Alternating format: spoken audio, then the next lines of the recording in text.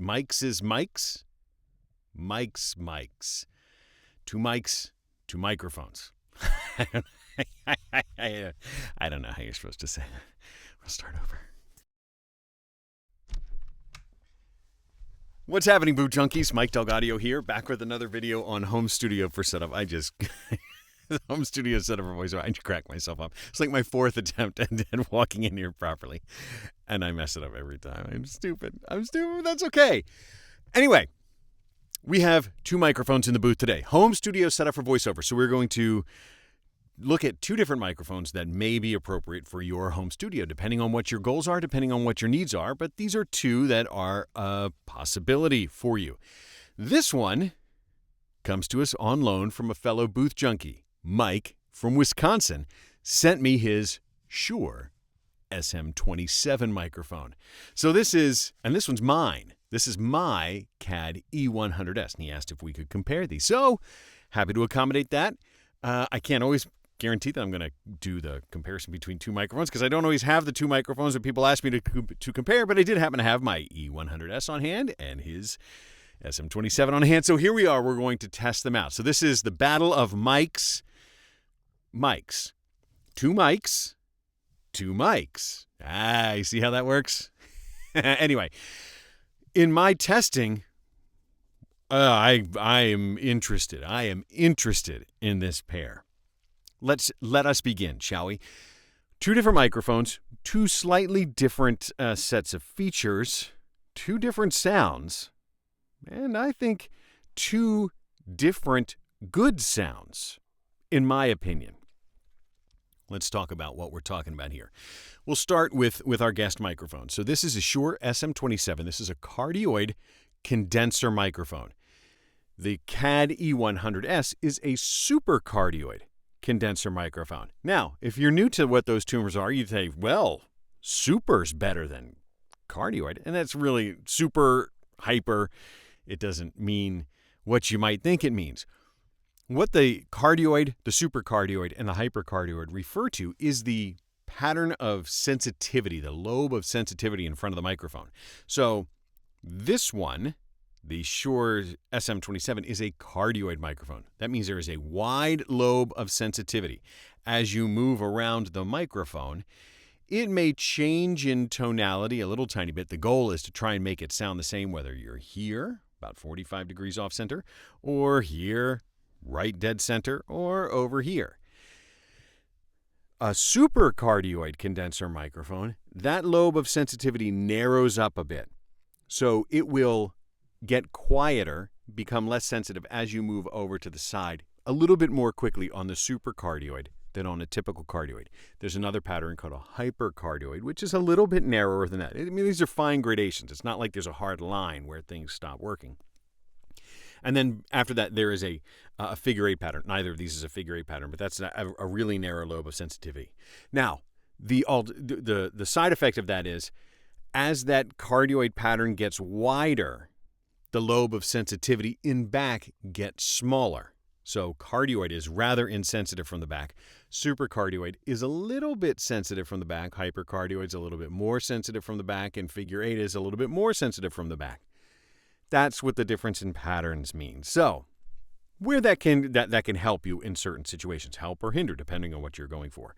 Anyway, the cardioid pattern is good because it's insensitive from the back. So if you've got a source of noise from the back, you've got a reflection off a window coming in the back, the cardioid pattern can help. If you've got noise from a computer that's off to the side, or you want to help reject noise that's from the side, maybe you've got traffic or a furnace like I do, the supercardioid pattern is a little bit less sensitive from the side, so it can be beneficial. Two different patterns. They accomplish two slightly different goals. I mean, it's in these two examples, the difference is not huge. For voiceover people, we can leverage the difference in pattern to help us isolate us from sources of noise. That's really, for our purposes, at our level, that's probably what we're going to use the pattern for. Sorry if I'm popping the mic, no pop filters. But that's really what I would use these patterns for. In certain studio environments, you may find that those patterns have other benefits, but for us, at our level, I'd say that we're going to use these to try and isolate our microphones from noise. Yeah. Anyway, they both have some buttons and switches and stuff on the front. They kind of do the same thing, two slightly different ways to do it. So they both have a high pass filter built onto them. They have one that is a high pass, means everything above a certain frequency can get through, and everything below a certain frequency gets cut off. Now, it's not like there's a line at frequency X, everything below is cut off, everything above is, it tapers off just by the nature of it. It's at 80 hertz for both of these microphones. This one only has one. It's an 80 hertz. Everything above 80 hertz passes through. This one has one that's 80 hertz. Everything above passes through. And it's a really steep cutoff. So 18 decibels per octave. It goes, I'm sensitive, and then 80 hertz, and it goes, tapers off really aggressively. I don't know what the decibels per octave is for the E100s. It's not in, but it's going to be something similar to that. It's a very aggressive cutoff. The Shure SM27 has a second high pass filter that's a little bit higher. It goes 115 hertz. Let me just confirm that's what I think. 115 hertz. 115 hertz. So a little bit higher up into closer to the mid bass, but it's a gentle cutoff. So it goes 6 decibels per octave. So rather than just cutting it right off, you can taper it off. And it helps you adjust the sound. Really, it's I think what you can use it for is if you have rumble from traffic. That's often what we use it for. You can get rumble just from existence. There's ambient noise that often manifests itself as a rumble. Or you can use it to offset the proximity effect. So the tendency for a microphone that as you get closer and closer to it, the bassier it becomes. As you get closer and closer to this microphone, the bassier it becomes. And that's the proximity effect. For voice people, sometimes we want to get right up on that mic and we want to really have our voice feel loud and bassy and everything like that. And sometimes you don't want that to happen. So you can flip the switch and it will take away that bassiness. It will, and you can do it on the SM27. You got 2 different options for it. They both also have a padding switch. Really, for voice work, we don't engage the padding. I don't engage the padding switch all that often. But for really loud sources, let's say you're going to go screaming into the booth. You're going to really get up on this mic and you're going to scream your guts out into it. You can turn down the sensitivity of the mic. And this one, it's the E100s, it's 10 decibels. You engage that switch. And on the SM27, it's 15 decibels. We've seen them at 10, 15, 20. It's always something like that. So you can make it so that you can apply a louder source before it clips. Two different approaches, and it's not unusual. And sometimes microphones have none. I've got a number of microphones that got no switches, and you can do it in software or in hardware down your chain. Now, I've been vamping so that you can get a comparison of the way these two microphones sound, and I don't think they sound alike. I think they actually sound fairly different. But I also like the way both of them sound. I'm not off-put by the sound of either one of these. I did not have high expectations coming into it for the SM27 because the SM27 is labeled as a multi-purpose microphone, which means it's supposed to be, I thought it was going to be nice and flat and sort of lifeless and dull. And I don't find the sound of the SM27 to be dull or lifeless at all. If anything, I think it sounds bassier. I think it sounds really nice and smooth. When I get up there and I listen to myself on the proximity effect and I'm right up on this microphone, I think this microphone sounds magnificent when you're right up on it. Now, the E100s also sounds really good and smooth, but I hear a distinct difference in my headphones. I hear a distinct difference between these two microphones. I will say the SM27 does sound, I think the word would be scooped. So it seems to be accentuated in the bass region and maybe not quite so accentuated, not quite so much presence in the high end. And maybe that's to make the mic sound nice and neutral.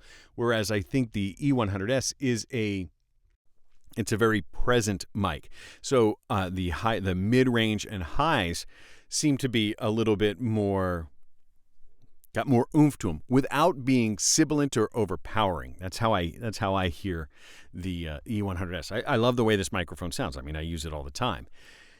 The SM27, I think, has a distinctly different sound about it, but I also like the way it sounds, and I think that there's definitely some use, especially, man, I love the proximity. I just want to get right up on this. I just want to chew on this microphone all day long. I just want to get up there, and I just want to eat it. I just want to eat this mic all the time because I think that sounds really nice and smooth in my headphones. I don't know. I get jazzed about microphones. What can I say? But two different sounds, and maybe one of them is more better for you. Well, it's up to you to decide. Other specification-wise, they're really super similar. This one, the SM27, has the full range of human hearing, 20 hertz to 20,000 hertz. The E100s, interestingly, does not have. It is a 40 to 18,000 hertz. So this one has a natural bass in sensitivity below 40, which also does help for if you're trying to eliminate rumble or furnace. There's not a lot of your voice below 40 hertz. It gets rolled off most of the time anyway. So I'm not off-put by that. The E100s does not go all the way up to 20,000 hertz. It only goes to 18,000 hertz. Now, by the time you get to my age, maybe I can't even hear above 18,000 hertz. Anyway, I don't know. That could be.